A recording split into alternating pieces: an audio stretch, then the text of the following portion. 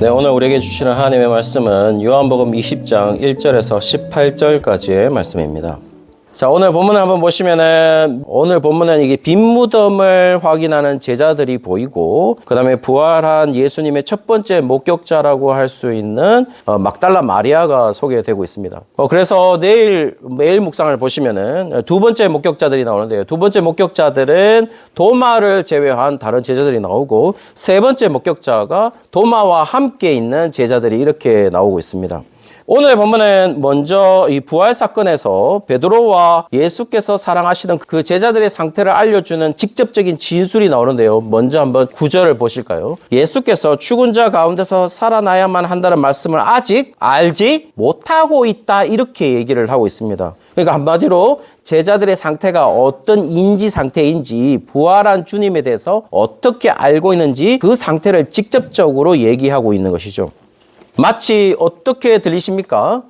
제자들이 알고 있어야 되는데 모르고 있는 것처럼 지금 요한복음의 저자가 말하고 있는 듯 보이지 않습니까? 그렇게 되어 있습니다. 그러면서 지금 제자들의 상황은 예수님이 죽은 후 바로 그 직후에 지금 그들의 상황을 보여주고 있는 것이죠. 그 상황 속에서 지금 막달라 마리아도 같은 상황에 놓여져 있다고 보는데요. 우리가 이 말씀을 많이 들을 때 여러분들은 어떻게 말씀을 많이 들어오셨는지는 잘 모르겠지만은 제자들의 상황은 상당히 부정적으로 많이 들으셨죠. 그러니까 부활한 예수님에 대한 인식이 그렇게 좋지 못한 그런 제자들의 상태를 많이 들었고, 여인들에 대해서는 어떻게 들어왔습니까? 여인들은 그래도 남자들보다는 여인들이 훨씬 더 괜찮은 상태로 그렇게 많이 우리는 설교를 들어왔습니다. 왜냐하면은 먼저 찾아갔으니까요. 자, 그렇다면은 우리는 지금 오늘 본문을 통해서 어떻게 보는 것이 맞는지를 한번 살펴볼까 하는데요. 첫 번째로 1절 한번 보실까요? 1절에 보시면은 무덤에 돌이 옮겨진 것을 막달라 마리아가 먼저 보게 됩니다. 그리고 나서 2절에 보시면은 시몬 베드로와 예수께서 사랑하시던 그 제자들에게 빈 무덤을 이 막달라 마리아가 알리게 됩니다. 3절에서부터 4절에 보시면은 베드로와 그 다른 제자가 빈 무덤을 확인하기 위해서 무덤에 가는 장면이 나와요. 그리고 나서 5절에 보시면은 예수께서 사랑하시던 그 제자는 무덤에 들어가지 않습니다. 먼저 도착했지만 무덤에 들어가지 않고 세마포가 놓인 것만을 확인하게 됩니다. 그리고 6절과 7절 한번 보시면은 베드로는 무덤에 들어가게 되거든요. 그리고 세마포와 머리에 쌌던 수건만 발견하게 되는 거죠. 예수님의 시신은 없죠. 그리고 나서 8절에 보시면 그렇게 베드로가 확인한 다음에 먼저 도착했지만 또 다른 제자는 들어가지 않았지만 베드로가 확인한 후에 또 다른 제자가 무덤에 들어가서 확인하는 장면이 바로 8절에 나와 있어요. 그리고 나서 기록하는 걸 한번 보시면은 8절에 보시면은 제일 마지막에 보면 믿더라 이렇게 돼 있어요. 그러면 무엇을 믿었다라는 것이죠? 또 다른 제자가 이 부분을 가지고 진짜 예수님이 부활했네 라는 걸 믿었다라는 게 아니라 진짜 예수님의 시신이 없네, 빈 무덤의 상태를 믿었다라는 것이지 부활했다라는 걸 믿었다라는 게 아니에요. 왜냐하면은 지금 베드로 그리고 또 다른 예수께서 사랑하시던 그 또 다른 제자의 상태는 9절이 그 결론을 짓고 있거든요. 어떻게 결론을 짓고 있나요? 그들은 성경에 그가 죽은 자 가운데서 다시 살아나야 하시는 말씀을 아직 알지 못했다, 이렇게 나와 있거든요. 지금 뭘 말하고 있는 거겠습니까? 요한복음의 저자가 말하고 있는 거는 뭐냐면은 아주 간단한 거예요. 성도님들, 금요일 매일 묵상해 보시면 아주 사소한 것까지 모든 말씀이, 모든 상황이 성경을 응하고 있습니다. 전에 한번 말씀을 드렸죠. 예수님 못 박이실 때 벗겨놓은 그 속옷도, 통짜옷, 그것도 어떻게 했죠? 제비 뽑아서 가져가는 거, 쪼개지 아니하고 가지는 것도 성경에 이미 예견되어 놓았던 겁니다. 성경에 응하고자 그랬다 그랬어요. 그리고 예수님이 신포도주를 마시는 장면이 나와요. 그리고 다른 복음서에 보시면은 몰약탄 포도주하고 쓸개탄 포도주는 또 마시지 않습니다. 그런 모든 장면이 사실은 다 어디에 기록되어 있다고요? 성경에 이미 응하고자 예수님이 그렇게 했다, 이렇게 되어 있습니다. 그리고 예수님이 가상 7원 가운데 가장 유명한 말씀이 뭐죠? 다 이루었다라는 말씀을 하고 계세요. 그 본문도 어떻게 되냐면은 성경에 응한 것이다, 이렇게 말하고 있어요. 성경에서 미리 말씀하신 것들을 다 이루었다라고 말하고 있는 것이죠. 대단한 말씀이죠. 그 말은 뭐냐면은 예수님은 이미 예수님이 말씀하신 것도 있고 성경에 미리 말씀하신 것도 있는데 거기에 뭐라고 나와 있냐면은 내가 죽은 자 가운데서 다시 살아나야 한다라는 그 말씀이 있다라는 겁니다. 분명히 있습니다. 여러 개가 있기 때문에 다 설명은 안 드리겠습니다. 어쨌든 지금 예수님이 다시 살아나야 하는 것은 어떤 거라는 거죠? 성경에 이미 얘기한 것이다. 그런데 그거를 지금 제자들이 어떻게 하고 있다고요? 알지 못했다라는 것이죠. 지금 예수님을 향한 하나님의 계획에 대한 이해도가 전혀 제자들은 없다라는 것이죠.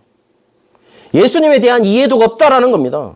성도님들 다시 한번 확인해 보시면 다시 살아나야 하리라고 했던 그 하리라가 단순히 살아나야 된다라는 것만 되어 있는 게 아니고 헬라어는 뭐가 되어 있냐면 day라는 것이 더 붙어서 우리나라로 말하면 조동사겠죠. have to, 또 must, should라는 의미로 뭐뭐 해야만 한다라는 day가 붙어 있거든요. 그러니까 정확한 표현은 살아나야만 한다는 겁니다. 예수님은 살아날 수밖에 없습니다. 왜요? 성경에 그렇게 약속했으니까. 그러니까 지금 뭘 말한 겁니까? 예수님을 향한 하나님의 계획의 그 신적 필연성, 반드시 살아나야 한다는 그 성경에 응해야 된다는 그 필연성 자체도 지금 제자들은 모르고 있다라는 것이죠. 그 얘기를 하고 있다라는 겁니다. 자, 그렇다면 성도님들, 이제 한번 예상해 보시죠. 그런 이해도가 없다면 제자들이 가장 마지막에 할 수 있는 행동이 뭐죠? 빈 무덤을 보고도 그런 이해가 없다면 지금 하나님의 계획을 향한 그런 이해도가 없다면 우리가 가장 할 수 있는 게 뭡니까? 집에 가는 거죠. 10절 한번 보실까요? 두 제자가 집으로 돌아가니라. 지금 제자들은 뭘 공유하고 있습니까? 제자들이 지금 공유하고 있는 것은 바로 제자들의 삶 속에 공유하고 있는 건 예수님의 죽음만을 공유하고 있는 것이죠. 그렇죠? 빈 무덤을 보고도 다른 상황의 여지를 전혀 두고 있지 않아요. 어떤 다른 상황이 내가 생각지도 못한 다른 상황이 있었나? 물론 성경에서 이미 말하고 있는 거기 때문에 다른 상황도 생각할 수 있어야 되는데 다른 상황에 대한 여지는 전혀 없습니다. 지금 이들에게 있어서 인지하고 있는 상황은 예수님이 죽었다라는 그 사실밖에 그들이 지금 공유하고 있지 않은 것이죠. 자, 그렇다면요. 여기까지는 제자들의 상황인데 막달라 마리아는 달랐을까요? 막달라 마리아는 어땠을까요? 11절에 보시면은 마리아는 그 사실에 울고 있었습니다. 그것도 그냥 우는 게 아닙니다. 원문상에서 표현은 저 울고 있다가 대성통곡입니다.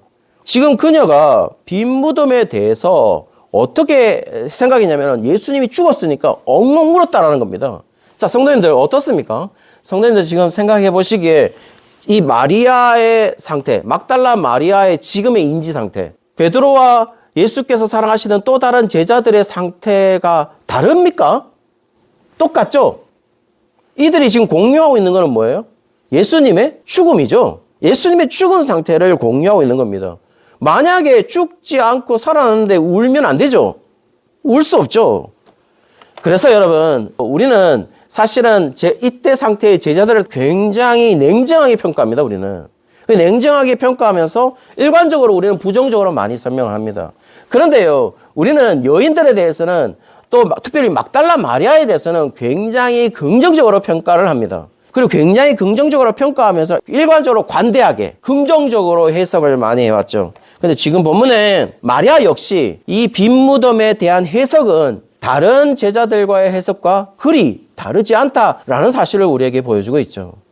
그녀의 빈 무덤에 대한 해석, 다른 제자들과 다르지 않다라는 것은 지금 어떤 상황에서도 볼 수 있냐면 지금 만나는 사람들이 있습니다. 두 종류의 사람인데 두 종류라는 것은 두 천사와 예수님을 만나게 되는데요. 첫 번째 이어지는 이 흰 옷 입은 두 천사의 대화를 한번 보시면은 12절에 마리아가 무덤 안에 보았는데 흰 옷 입은 두 천사가 있었습니다. 그리고는 그 두 천사가 한편은 머리편에 한편은 발편에 앉아있다 이렇게 봤습니다.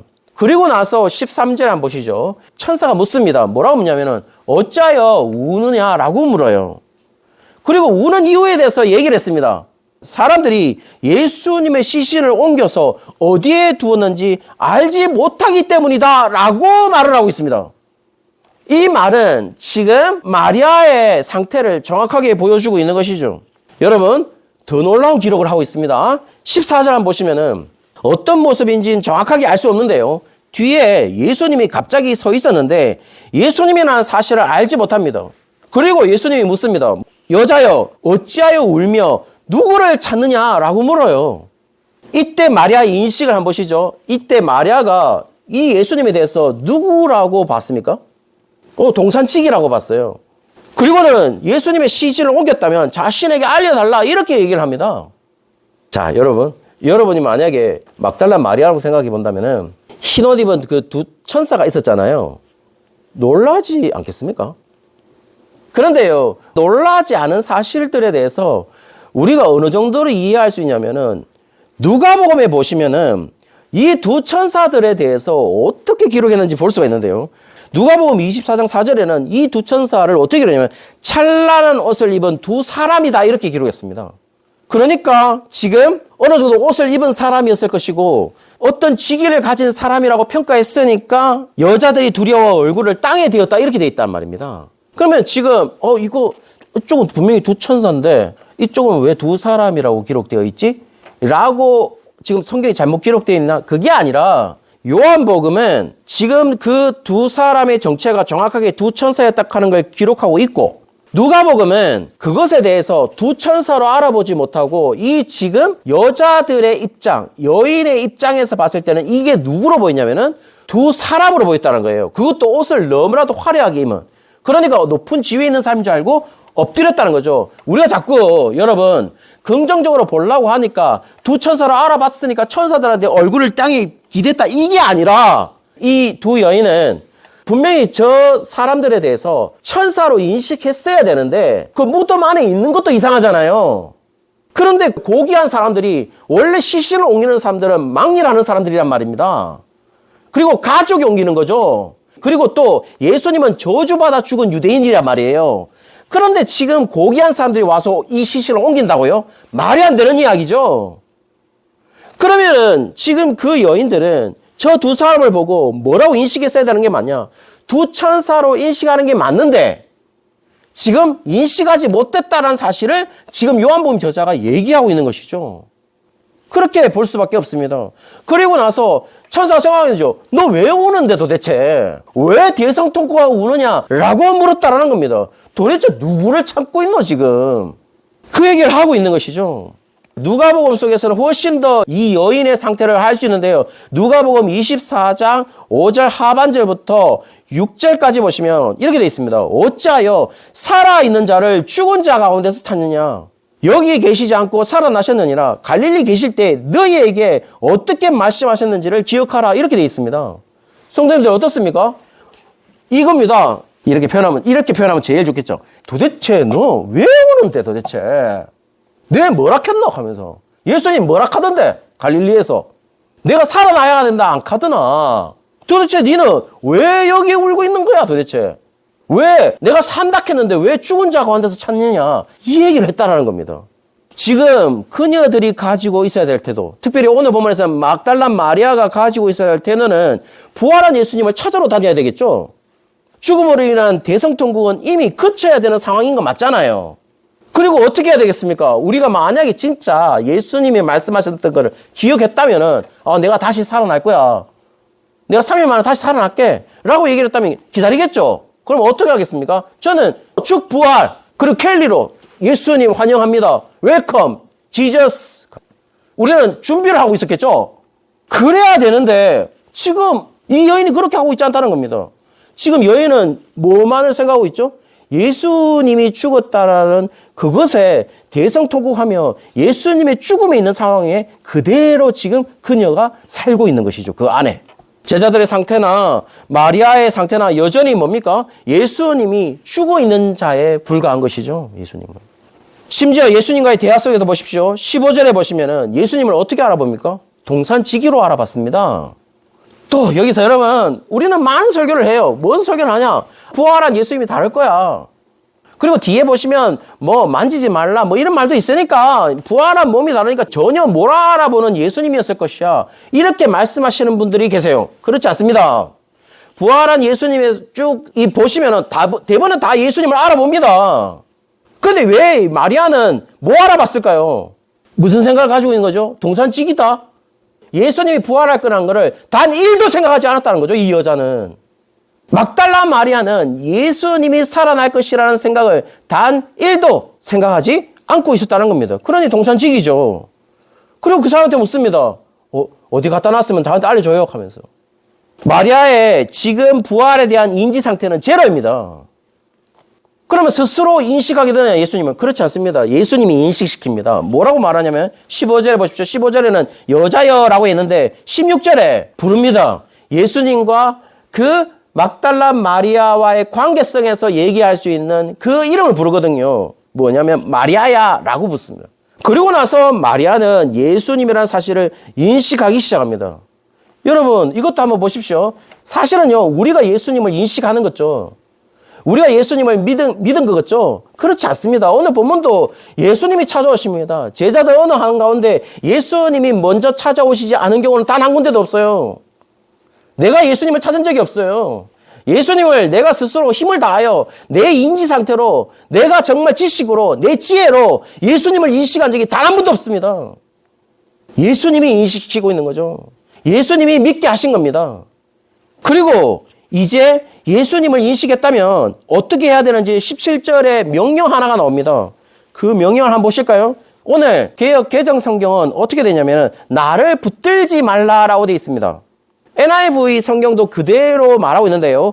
Do not hold on to me 라고 되어 있어요. 나를 붙들지 말라예요. 근데 성도님들 신앙생활을 오래 하셨던 분들은 이 붙들지 말라로 기억하고 있지 않고 뭐로 많이 기억하고 계십니까?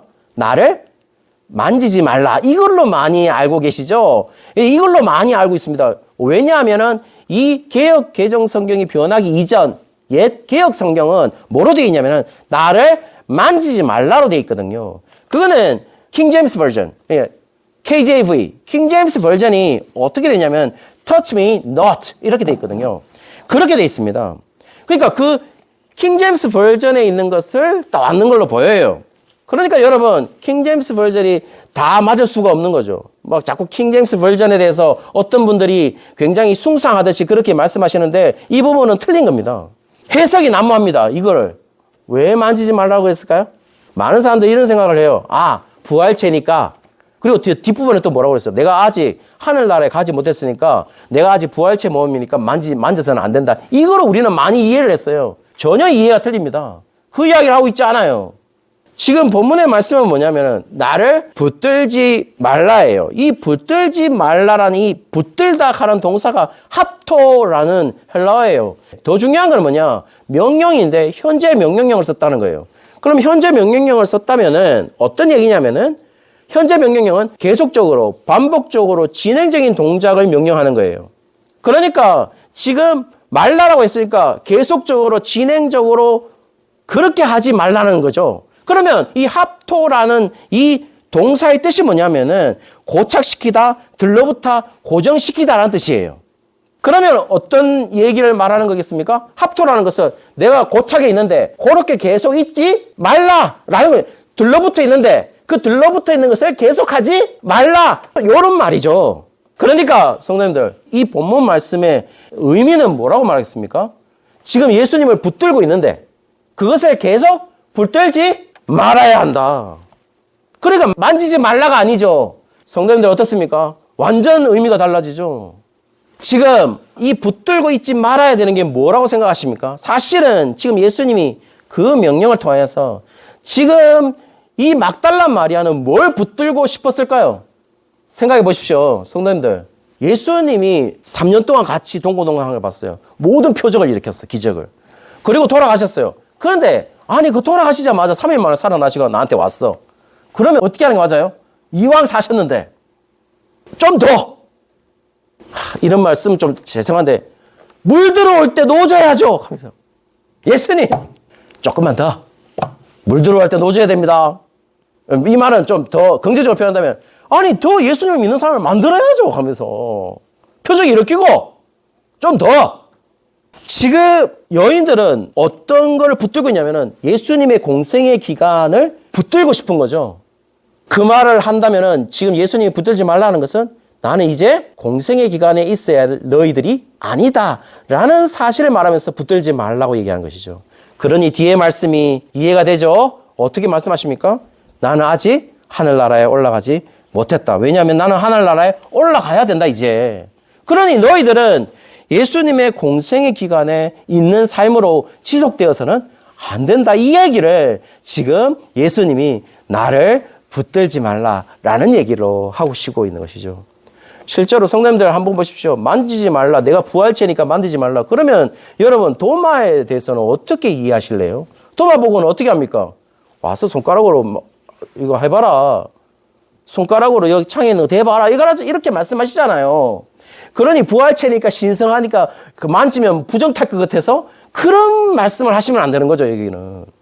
지금 붙들지 말아야 되는 게 뭐냐? 왜 지금 여인들에게 붙들지 말라 그러냐? 예수님은 지금 내 공생의 기간에 함께 있었던 그 기간으로 나를 붙들어서는 안 되는 것이죠. 이제는 다른 삶의 방식으로 살아내야 되지 않겠습니까? 예수님은 이제 부활하시고 곧 승천하시잖아요. 사랑하는 성도님들, 우리는 어떤 삶의 방식을 가지고 있나요? 이 예수님을 만났다라는 것이 예수님을 여전히 붙들고 예수님의 공생의 기간을 함께 살아가는 그런 삶이 아니라 이제는 예수님이 죽은 후에 부활하셔가지고 승천하셔가지고 보혜사 성령까지 보내주셔서 그 새로운 삶의 시대로 살아갈 하나님의 백성이라면 지금 예수님이 요구하는 것은 지금 우리 삶에 요구하고 있는 것은 그 빈 무덤에 대한 해석을 과연 제자들처럼 마리아의 해석처럼 그렇게 해석해야 되겠냐 말입니다. 빈 무덤을 보면서 뭐라고 느꼈어야 되는 게 맞아요? 내가 성경에 이미 내가 죽었지만 3일 만에 반드시 살아나야만 하리라는 그 말씀을 기억하라고 하신 것처럼 그렇게 되었다라는 사실로 우리가 빈 무덤을 해석해야 되지 않겠냐 이 말이에요. 그러면 우리는 아주 간단한 거죠. 오늘 본문을 통해서 그 빈 무덤의 자리에 그 빈 무덤을 우리가 봤을 때 그 빈 무덤에 대한 해석이라면 빈 무덤 자리에 우리의 삶을 한번 넣어 보시죠. 빈 무덤에 대한 해석을 어떻게 할 것인가에 대한 것이라면 그 빈 무덤 자리에 우리의 삶을, 우리의 상황을 한번 넣어 보십시오. 그렇게 해석해 보시는 건 어떻겠습니까? 그 빈 무덤의 자리에 내 상황, 내 모든 것을 넣었을 때 우리는 지금 빈 무덤을 보면서 예수님이 죽었다 하는 그 해석에 그 상황 속에 파묻혀서 그렇게만 해석하고 있는 것은 아닌지, 그러면서 우리는 하지 말아야 될 행동, 대성통곡을 하고 있는 건 아닌지, 우리가 그 자리, 빈 무덤이라는 자리에 우리의 상황과 우리의 모든 것을, 우리의 모든 삶을 넣어보면 하나님의 말씀에 비추어서 우리가 그 답을 생각할 수 있지 않겠습니까? 예수님의 생각, 그리고 예수님의 말씀, 성경의 말씀 우리가 알았다면 빈 무덤을 보고 우리는 어떤 해석이 가능합니까? 대번 해석이 있겠죠. 예수님 살아나셨네, 말씀대로. 사랑하는 성도님들, 우리는 어떤 상황을 보고 어떤 사람을 보고 그 사람에 대한, 그리고 어떤 상황에 대한, 그리고 우리 삶에 대한 해석에서 긍정적이거나 부정적인 생각을 가지라는 게 아니에요. 긍정적인 생각도 부정적인 생각도 저는 그건 옳지 않다고 생각해요. 긍정적인 사고방식도 하나님의 생각이 아니고 부정적인 생각도 하나님의 생각이 아니에요. 합리적인 생각도 하나님의 생각은 아닙니다. 뭐든지 하나님의 생각으로 우리가 판단해야 되지 않겠느냐, 이 말씀을 드리고 있는 것이죠. 그렇게 된다면 우리는 빈 무덤을 보고 예수님이 부활했음을 바로 인식했겠죠. 그렇지 않습니까? 그렇다면 우리의 삶도 달라지겠죠. 당장 어떻게 삶이 달라집니까? 저는 플랜카드를 준비했을 것이고, 플랜카드를 준비해서 모든 성도들과 함께 기쁨을 나누자고, 환영식 하자고 그렇게 했겠죠. 우는 게 아니라 우리의 삶이 달라졌겠죠. 오늘 부활절입니다. 부활절, 저는 그렇게 생각합니다. 부활절인데 우리의 삶이 내일 됐을 때 아무런 변화가 없다면 그 부활이 뭔 소용이 있겠습니까? 아무 소용이 없습니다. 우리가 우리의 삶들 속에서 하나님의 말씀이 이루어지는 걸 모르고 있다면 부활한 예수님이 무슨 의미가 있겠습니까? 아무런 의미가 없는 것이죠. 여러분, 월요일입니다. 내일 또 월요일이 옵니다. 특별한 월요일이 될 수도 있을 것이고, 또 우리는 매일 갖는 월요일이 될 수도 있을 텐데, 하나님의 말씀이 응하는, 하나님의 말씀이 성취되는 잔잔한 것까지, 정말 사소한 것까지 하나님의 말씀의 성취를 이루는 그 날로 맞이하시기를 주의 이름으로 축원합니다.